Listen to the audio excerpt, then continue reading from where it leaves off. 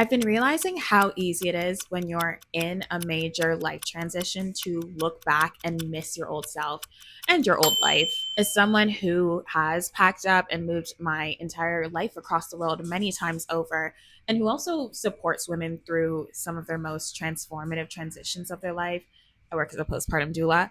I know how tempting it is to look back and just miss everything. I've very recently moved back to my hometown after spending, a lot of my adult life gone.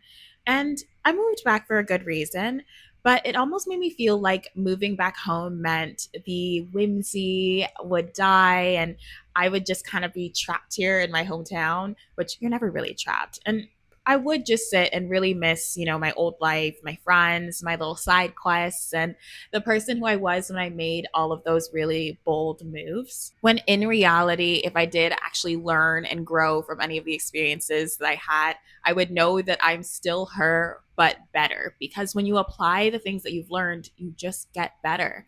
One thing I've noticed in both my own life and through supporting new moms is when you have this tendency to grieve who you were instead of getting curious about who you're becoming, you get trapped in this very uncomfortable, like debilitating feeling. It helped me recognize that my real fear wasn't moving home. It was just a fear of stagnancy and being in an environment that makes you feel like you are standing still. But the only thing constantly looking back at my old life or an old version of myself does is it just keeps you trapped there. And instead of allowing me to integrate, the resilience that was built just from simply being alive and choosing to keep moving forward each day, like you're in a prison of your own making. Fear really just had a funny way of showing me the direction that I need to go in.